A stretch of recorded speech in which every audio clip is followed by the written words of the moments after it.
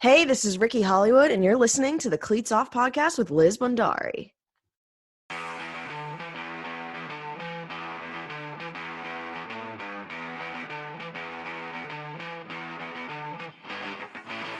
Hello everyone and welcome to the Cleats Off podcast. I'm your host Liz Bhandari and this is a show that brings you closer to the game you love.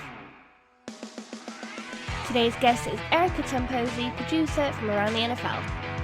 We discussed lockdown and how she's managing the show away from the studio, the career path that brought her to this moment and the incredible people she met along the way. Erica even shares with me her favourite sporting moments. Enjoy the show!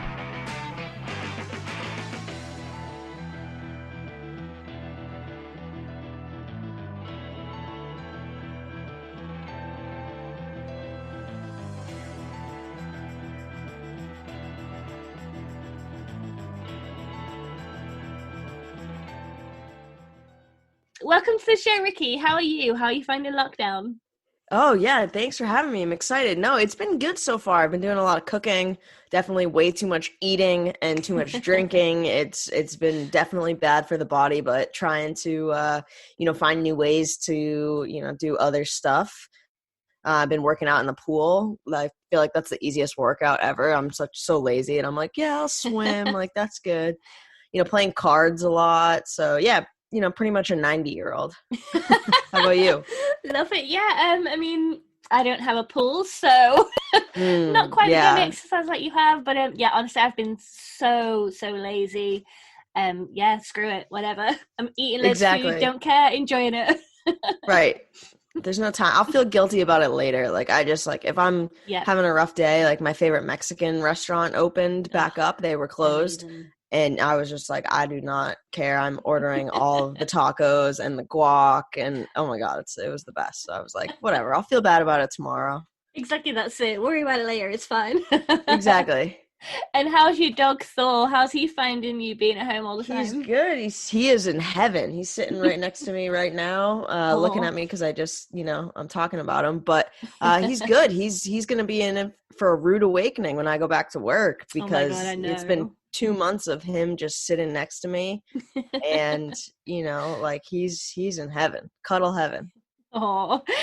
Now, obviously, we're in such, a strange time, but everyone seems to be adapting or has adapted quite well, and kind of what you guys are doing on around the NFL is great, still the same great quality show, and, obviously it's just all being done at home. So how easy was that or not to kind of get everyone set up in, I guess, such a short space of time? Yeah, it was kind of crazy. Luckily, we're in this age of technology. Like, I can't imagine if there weren't all these different sort of programs and stuff that exist. Like, even right now, we're recording across the world. Like, that's just so cool. And so for around the NFL, especially with, that podcast, it's such a big downloaded podcast. It's huge. The fans are crazy about the show. And sound quality is always an issue. Like, even if we're in the, the $1 million studio and it doesn't sound right because someone wasn't talking directly into their mic, like, I'm getting comments and tweets being like, oh, the sound sucks. Like, why didn't you fix it? Like, it's like, okay, there's only so much I can do. So that was my major, reservation about this. I was just so afraid that it would just sound bad. But over time, everybody got their Yeti mics. Like, we turned it to, a condenser mode for the geeks out there, just, is really kind of singled audio. And we just figured out, at first we were doing Google Hangouts, which was just so we could see each other. And then I would just release the audio.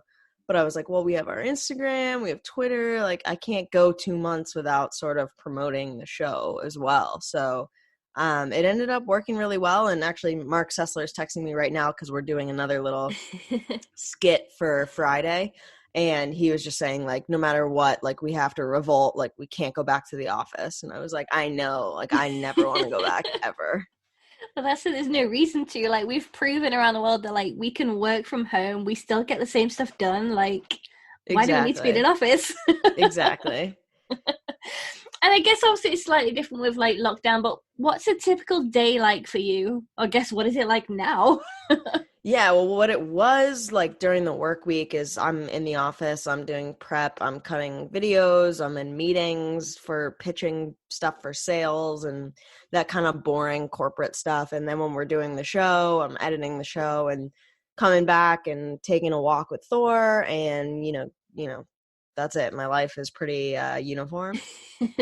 And now it's the same thing. It's like Monday through Friday. Luckily, I have a job. There's so many people that I know that do not have jobs, and I get to work. So Monday through Friday, I'm waking up probably a little later than I would at the office. Like, I think I don't schedule anything before 10 a.m. just because I'm like, I gotta, have my coffee in the morning, wake up, change from my sleeping sweatpants into my day sweatpants, so there's a lot of work that needs to be done before I'm ready. But yeah, it's a lot of work. And then on the weekends, just trying to find ways to, have fun. Yeah, definitely. I think, especially with lockdown, it's kind of like keeping your routine in some kind of way. So, like on a weekend is like the main time that I guess go out for like a meal somewhere. So, yeah, we've still managed to like at least order food in, so it's not been too. The difference is I'm just at home. That's honestly probably the only difference. Yeah, exactly. So my Monday through Friday, like I said, luckily is pretty much the same. Yeah. And we have a network TV show now, so there's a little bit more difference in my workflow. And that kind of is an adjustment, but then other than that, it's 5:00 at night. I'm done work. I mean, I've never done work at 5 p.m. But once I finish, it's like, okay, what's on Netflix? What's on this? And then I was doing the Jeselnik and Rosenthal Vanity Project on Tuesdays. So my Monday nights, I'm putting together stories for that, and then Tuesday the show happens and editing. So Monday, Tuesday kind of like are wiped from the calendar. They don't exist. And then Wednesday night, it's like, okay, like let's, watch Netflix for the 400th time. And so super exciting stuff. It's so exciting. And from what I've read, you've had like quite a bit of like a good diverse career. So you've done quite a few different things, and everything you've done just seems really, really cool. How did that like all start out for you, and what's that journey been like? Yeah, so it's always so cool, and I feel like a broken record whenever someone asks me this, because I'm always like, I did not mean to be working in football. Like never in my entire life would I have pictured this like a stop on the path, like not once. So it's kind of crazy to me, but I went to school for film, and I wanted to be a director, and that's why a lot of my video and stuff actually kind of really fits with ATN, because I'm the one that likes to really push those sort of things. I wanted to be a director. I was dead set on it. My first internship was with ESPN, which was a weird side show. It's called like Wider World of Sports, it was like we did the mud football league, we did cornhole tournament, like it was like weird sports. Yeah. And it was just for the filming side of it. So I was like, okay, like cool, first internship, whatever. Then I went and I worked for MTV, and I worked for Columbia Pictures. I did a movie with Cameron Diaz and Jason Segel. It's called Sex Tape. So when I'd be like, yeah, I worked on Sex Tape, people are like, what are you talking about? So I have to clarify what that is. And, I just moved out to LA as soon as I graduated college, and I'm going to be out here 6 years come June. And I worked for Mr. Robot season 1. I've done Drunk History, Justified, a bunch of different shows. And then I was working on a J-Lo show, World of Dance, Jennifer Lopez's dance show. And then like that, every show ends, and it's not like you have a full-time job. So you work for a show for 9 months or 6 months, or even like a month and a half if it's a pilot or whatever. And then you're done, you're out of work. So you just have to like build contacts. And I ended up emailing like everyone I knew, because I normally sort of have something lined up after. I've, knock on wood, I've been really, really lucky about like setting up my next gig. And I was like hitting nothing. I was like, I had this Netflix show, I think Altered Carbon. It was between that show and the NFL. And the first guy I had my internship with, I was just like checking in with all the way back in New Hampshire. And he ended up emailing someone at the NFL, and then the rest is history.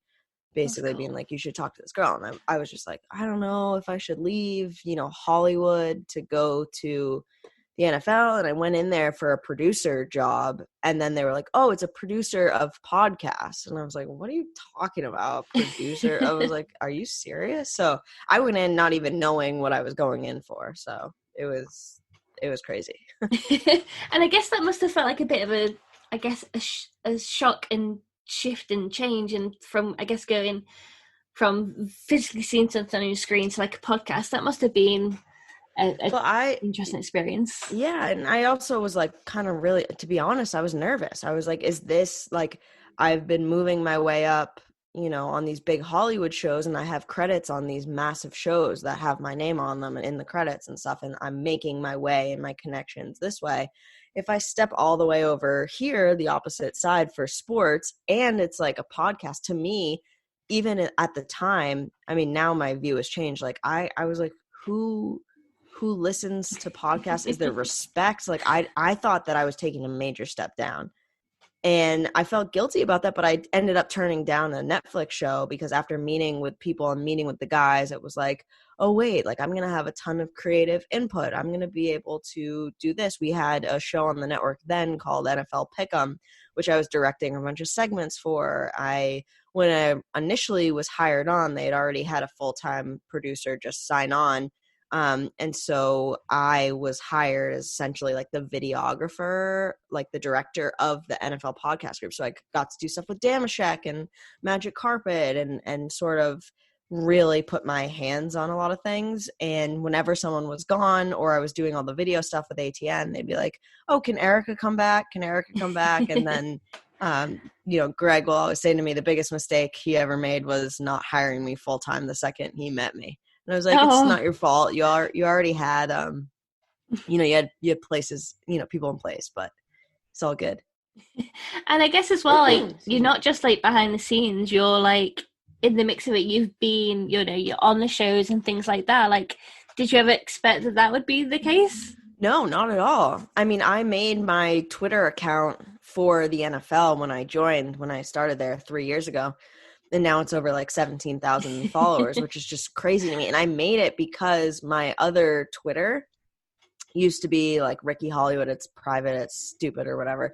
And I would just tweet like the dumbest things, like me and my friends. Like it was so, like if people saw it, it's like not interesting. Like not be like, oh, we need to see Ricky Hollywood's like private tweets. Like I promise you, they're so boring. Like I'd be like, oh, it's a nice day out with like no, like it was just for my stream of consciousness. Like it's so bad and just boring. And I also didn't want to explain Ricky Hollywood to like a bunch of strangers I didn't know. And Dan asked me on the pod, he's like, oh, Erica, what's your Twitter? And I just like blurted out Tamposi NFL, and luckily it wasn't taken, so I made it like right behind the glass, like That's after so he said that. Yeah, because I was like, I wasn't gonna be like, it's Ricky Hollywood. Well, what's that? Well, you see, like, it's a really stupid Twitter account. Like, do not go look at it. But yeah, it's been so much fun. Where does Ricky Hollywood come from? Like, how did that come about? So I was waitressing at a restaurant when I was 16, and I was talking to one of the chefs who would call out when your food is ready. Like they would yell your name so the food's ready to take it to your table or whatever. And he was from Brazil, and he was saying that like Erica was too irritating to yell off, and he wanted to roll. He was like, what if we just do Ricky? And so he gave me the name Ricky just in the restaurant because it was just easier to say and yell. And so it was just sort of funny. So like my friends at the restaurant and my managers, like they would just call it for fun just because like that's what Feliz was yelling. And my friends also, and even my parents, like they always used to joke, I'm such a homebody. And as much as I love like going out and socializing with friends, like I need my time back home. And I'm super, super close with my parents. So the thought of me moving across the country to LA, back even when I was 16 was like laughable. Yeah. So they'd be like, oh, you're going to go to Hollywood? You're going to Hollywood? Like just sort of like, egging me on. And I'd be like, yeah, I'm going. I'm going to actually go. And so somehow one time someone was like, okay, Ricky Hollywood. And then people just started making fun of me with that name. And so now it's like, okay, well, look at Ricky Hollywood now, you guys. Exactly. Like that. And what's it like working with your NFL guys? Like, did you ever think it would be the success that it's turned out to be, and that you'd be in places like London doing shows? No, it's crazy. I mean, meeting them for the first time too, they're just such amazing guys. And you can see, like, even if you don't listen to football or you know nothing about football, like listening to them converse is their chemistry is just awesome. It's so cool. So I knew always, even meeting them, that they'd be successful. But I had no idea the amount of people that would like stop us on the street in London. It was like, I was like, this is a podcast. Like, do you guys realize that this is like a podcast? Like, I was like, what is happening here? Like, this is so cool. So yeah, they're awesome. Working with them is so great. Like, they're all individually so different, but all have like one track, and they put so much time and work into their show. Dan especially, like, that is, you know, and even after 7 years, like, he spends so much time on every show on ideas and crafting. And yesterday we did sort of a show about nothing, where we didn't really have a segment. We didn't have a ton of news, and we just sort of were like, all right, let's just roll and see what happens. Yeah. And even after, Dan was like, I just feel guilty because like I put so much time into the show and I don't want people to think that we're being lazy. And I was like, we talked about so much football, like, stop. Like, it's so great. But it's cute because like they all care so deeply about the show and the product, and it really shows, you know. Yeah, definitely. And I guess, like you say, like, I was chatting to Chris a little while back, and we were talking about like fans in the UK and like how much of a surprise that kind of was and wasn't, because I think they were looking at the stats and they saw that like quite a lot of the audience wasn't in America. Right. But yeah, I mean, that must be, I don't know, it's just one of those things to see the London fan base for you guys. Like, that must have been a bit of a surprise. Yeah, it was. It was very much like I knew our audience was a lot in London and stuff. And, you know, going there, sorry, Thor's wagging his tail and making some noise. Going there and actually seeing a game. The first year we just, you know, did our live show. It sold out in 10 seconds. Like, that was so cool. The second year, going to the game and going to Tottenham and just seeing that stadium packed for the NFL game, it was the coolest thing. Like, I absolutely loved it. It was so cool to see everybody in different jerseys too. Yeah. I mean, you go to a Pats game, it's like every single person is in Pats gear besides the visiting team, and even then they're like afraid to show it. They like zip it up over their jacket because it's, you know, it's snowing. And what was your time like in the UK? Like, what did you manage to go and like see and do?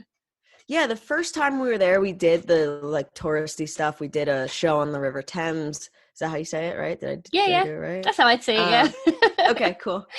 We did let's see, what else did we do? We did like a Jack the Ripper walking tour. We had a tour of Parliament with the Ministry of Sport. We did a bunch of that stuff. And then I went back with my friends in March and we did a bunch more of the touristy stuff, a little bit more of the pub crawls. And, you know, we did that. And I went to Stonehenge and that kind of stuff before going on to Scotland and Ireland for that trip. That's so cool. Yeah, the second time was cool too. The second time I feel like we were so busy. I feel like every day we had something scheduled or like interviews and stuff like that. So we were saying that we're like, oh, the first time was so great because we just sort of like went. Yeah. And like got to experience it. Not that we didn't the second time. The second time we just sort of really spaced out compacted our time. So that way we got, you know, everything we could get done over there, which was good. And I remember seeing, I think it was your tweets where you said you'd been watching some show called Naked Attraction. Yes. Yes, that happened this time when I was there, and it was whatever channel it was on. And I was flipping through the hotel when I got back. It was late at night because we'd been working all day or we were at some event. And I put it on and I was like, what is this show?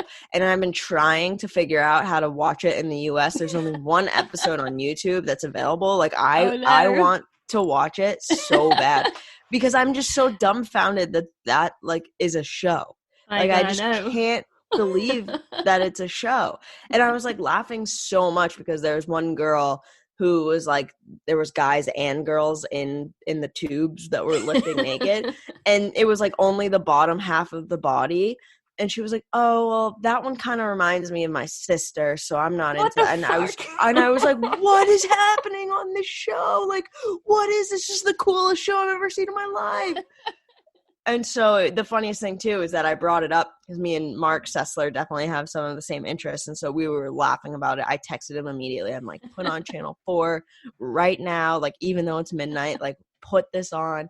And we were talking about it, and then my boss at breakfast was like, oh, I did see that for a second, and I turned it off. And we were dying laughing, thinking of him like scrolling in the hotel room and seeing that on just like on TV, like not like a separate like HBO type channel. Oh my god, it's brilliant. It's brilliant. I will move to the UK just for Naked Attraction. It's certainly an experience. Oh my god, it's so good. It's so good. Now, back on topic. So years ago, women in sport was like probably a shock and a surprise to quite a few people, whereas nowadays it's more of what we're used to seeing. It's becoming more of a normality, which is amazing. Yep. How was it for you, like, entering, I guess, like a typically male-dominated world? Yeah, I mean, I'm so lucky to follow, you know, the footsteps. Like I said, technology is in an awesome spot that I can do my job from home now. There's so many cool, badass women in the sports field that when I came in, it wasn't like, of course, you definitely feel it. You definitely notice it in different situations. You notice it with stuff online, like what people will say to you versus what they'd say to guys, stuff like that. But it was like I came after, you know, Mina Kimes, Katie Nolan, Colleen Wolfe, all the people at NFL Network, Cynthia Freeland, you know, Jane Slater, like all of these like badass, powerful women were already there. So it was like cool that they were just like, come on in, like, let's go. So, I mean, I'm super lucky. I can't even imagine, you know, what it was like way back in when women started working in the sports field. I can only imagine because there's still not as much respect right now. So it's like, imagine back then, it's like, oh my God. Yeah, that's it. There's still, I guess, quite a way to go, but hopefully kind of making the right kind of, you know, steps really. Yeah. And was there anyone kind of, I guess, through your journey that's like inspired you to take the path you have, or anyone who kind of helped mentor you along the way? Yeah. It's hard because the path is definitely not this one that I was on.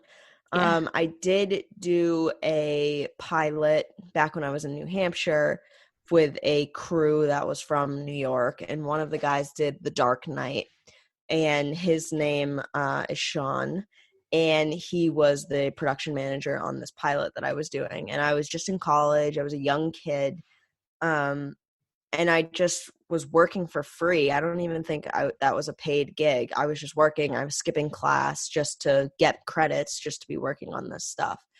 And Sean was just the coolest, most helpful guy ever. At the end of the show, he's like, this is what you're going to do. You're going to set up a staff me up. This is where you're going to get more, you know, credits. You got to start working for this. And anytime a job or gig would come by, I would run it by him. And he's still, you know, back in New York.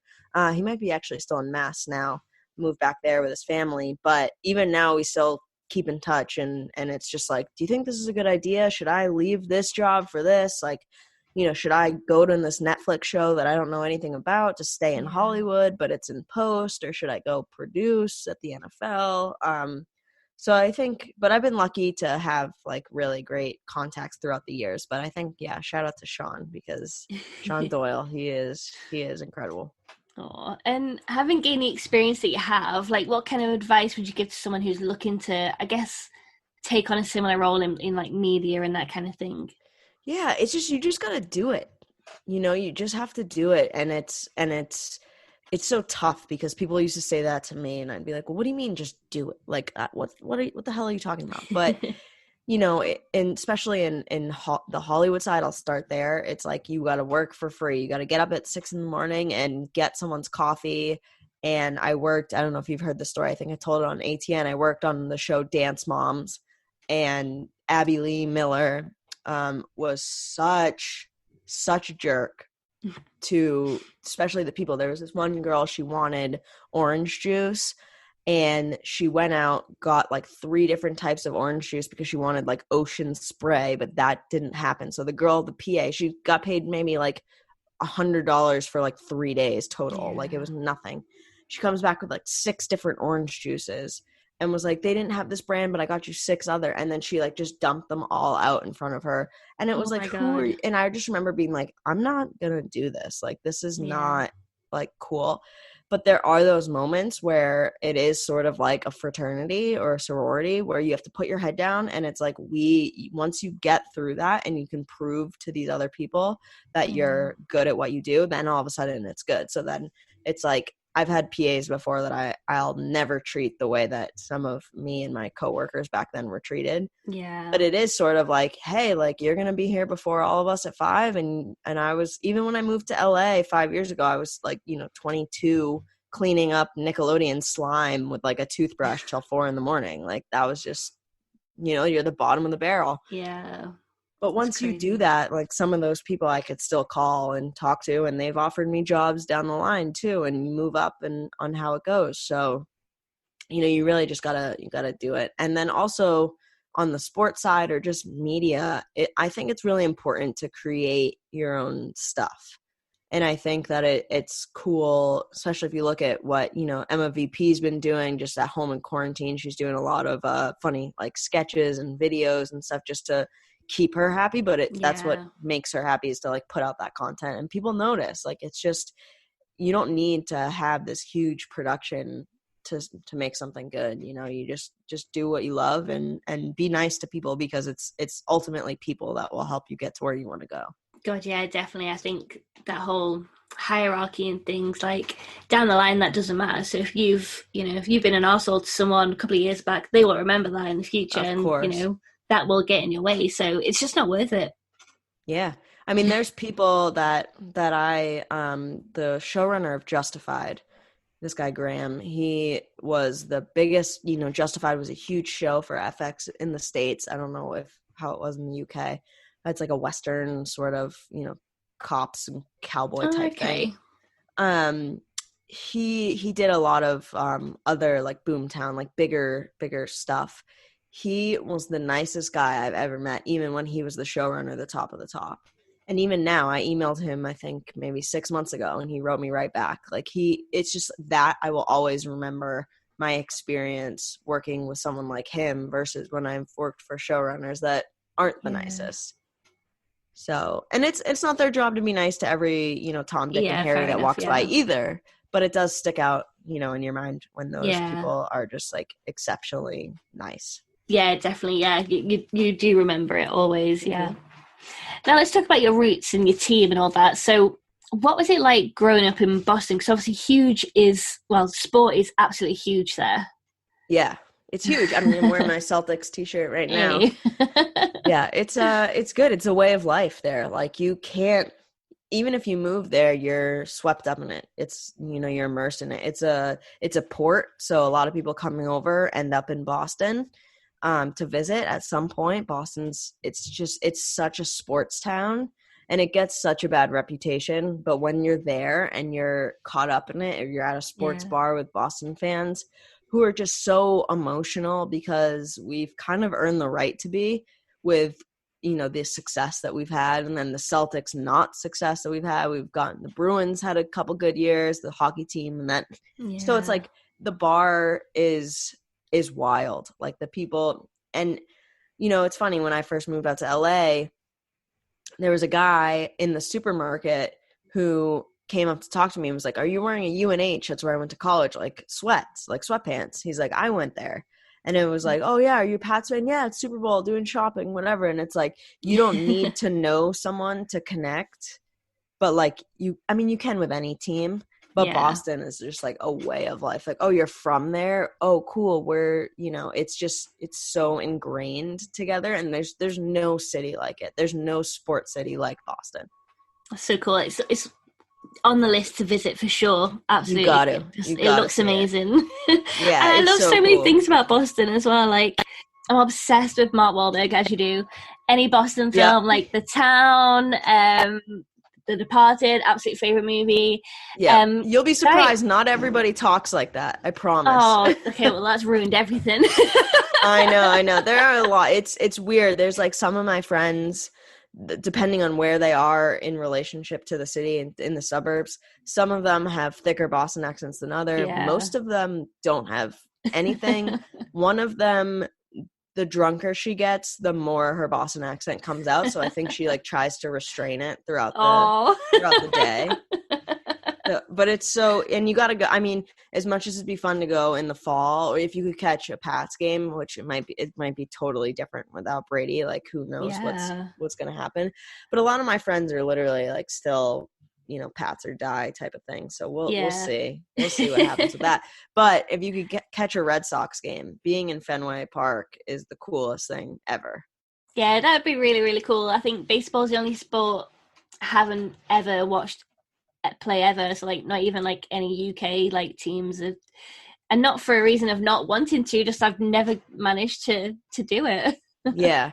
It's cool because it's like a lot of people, like I said, it's a port, show up to Boston and there'll be like thousands of different languages at Fenway.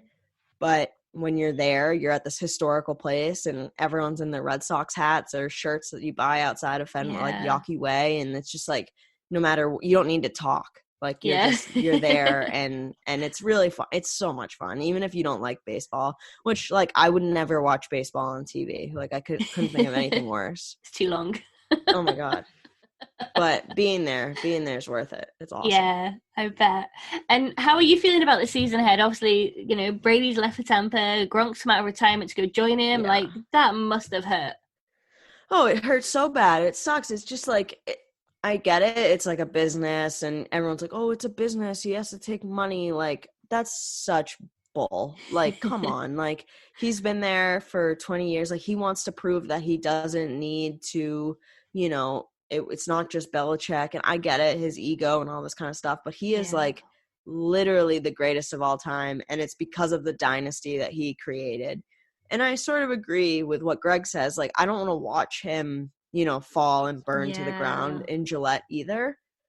But it's like the way that he just sort of left and was like, Boston, I love you. Like, thanks for 20 years. Like, this isn't like a quarterback that was just signed 2 years ago and decided to leave. Like, this is Tom effing Brady. Like, he is Boston. He got his start. Like, we're the ones that drafted him, 199th. Like, we're the reason that his talent, I get that. But it's like, look at what this city has done for him for so long. Like, this is my like entire football career. Yeah. So it's crazy. It's really hurt. And then Gronk, like, oh my God, I'm so over him. What a jerk. Like, what? Oh, now you're gonna come back? Like, please. Yeah. I know. I mean, maybe he retired too early, but I don't know. The whole story of just so he didn't have to go to the Lions, like, I just think, I don't know, it seems a bit like, you're either into playing or you're not. Right. And I get it. Like, a lot of people don't want to play with Belichick, and I get it. Like, if I was going to work every day and I was like miserable with my quote unquote boss and they were really pushing me. But then also if my boss was like, okay, like, you're the most famous person in the face of this planet and you won more Super Bowls than anyone combined, like, okay. Yeah. Well, That's it. I don't know. I want him to be happy. I want him to be happy. I sound bitter. I am bitter, but I want him to be happy. And hopefully he will be. Yeah. No, I want the Bucks to just like burn to the ground. I want them to be like just negative wins. So bad. And when it comes to football, like, what are your favorite memories? Yeah, I mean, I'm so sorry. Everyone's probably like, oh, Patriots related. I mean, it really is. What's funny though? One year there was a Super Bowl that the Bucks were in. Maybe it was Bucks Rams. Is that a Super Bowl? I don't think so. I don't know what the hell I'm talking about. But there was one Super Bowl where the Bucks were on, and I was watching it, and I really liked the pirate, like the skull. Yeah. And I had a twin bed at my house, and my mom bought me a Buccaneers like comforter. It had like the pirate thing at the bottom of the bed. So foreshadowing, I guess, when I was like 7. Because I like the red and black and whatever. Yeah. Ugh, that's disgusting. So that's a good memory. Probably one of my favorite sports overall was when the Red Sox broke the curse. And I don't even like baseball, but it was like this 80-year curse. We couldn't win. And when that happened, like the streets were it was like a parade. It was so crazy. But yeah, the Patriots Super Bowl, especially last year, being there, and I think it made it even more sweet for being at the one that they lost. You know, the one before versus the Eagles. Like I love that too. I had friends in town. It was my first Super Bowl. I was on cloud nine. Justin Timberlake's my favorite. He was doing the halftime show. I was on cloud. I was like, this is the great, like my two best friends flew over, and we were just like so excited. Like I got to watch the game. I wasn't working until after. I was just so excited. And it was like back and forth. Yeah. And then they lost. And it was like the most heartbreaking thing. It was like, I'm at the Super Bowl. They're at the Super Bowl. Justin Timberlake's at the Super Bowl. Like this, it was all supposed to be that moment. Yeah. The stars and then aligned. It wasn't. Yeah. And it wasn't. So it's it's still one of my favorite memories. I'll never forget that. That first Super Bowl was incredible. Just what an experience to even be there. I mean, God, yeah, I bet. Like, not many people get to say they've been to the Super Bowl, so you know, to do that is incredible. Oh my God, yeah, it's so cool. It was so great. And yeah, my final question. So, you know, in your role, you've met some incredible people. Is there like one person or like one story that really stood out to you that you know happily share? Like player wise or anything, absolutely anything. There's a lot of stories that stick out to me. I guess player wise, let's see, what can I share and what can't I share? I have to think about what's kosher to share. Let's see. Well, let's start personnel wise. So I think my favorite story would probably be at the Super Bowl 2 years ago when I was with Damashek and we were doing his gifts that we give away. His what does he call them? On the red carpet, you know, inconvenient gifts. And so we gave, you know, like Greg Olson, like a big bag of toilet paper to bring into the thing. We gave someone a cello. We gave someone like a chandelier without the light bulbs in it. And I think it might have been Jared Goff, who we gave him maybe like all the Twilight books or something, like just something so dumb. And everyone was being like such a good sport about it. Oh, we gave DeAndre Hopkins a wedding cake, like a full like 3-tier wedding cake. And they're like, what are we supposed to do with this? And we're like, here you go. Like, you'd love it. It's on NFL.com, or you could Google it, Shaq's inconvenient gifts on the red carpet. It's so funny. But I think it was Jared Goff was like so put off by it and was just very much like thanks. Like, and we're like, dude, it's like a joke. Like, it's literally like to be funny. So that always makes me laugh to think of like Jared Goff being like, no, I don't want this. Like, I don't need super awkward. Like, oh yeah. We were like, okay, like you don't have to take it. So yeah, that's one of my memories. And a lot of the memories have just been with the guys, like just the experiences that we've gotten to do together has just been so cool. Like we've been literally, you know, across the world and, you know, in different parts of the United States, personal wise and professionally. And it's been such a blessing to get to work with them and kind of create stuff. Absolutely. Well, listen, it's been amazing to hear all about your story and speak to you today. So thanks so much for taking the time out. Oh my God, thanks so much for having me. It's so good to finally meet you in person. And absolutely, yeah.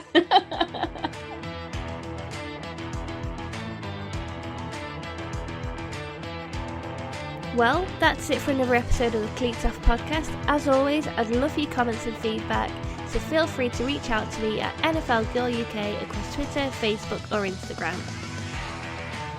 And finally, don't forget to subscribe to the podcast. I wouldn't want you to miss a single episode. Until next time, thanks for listening.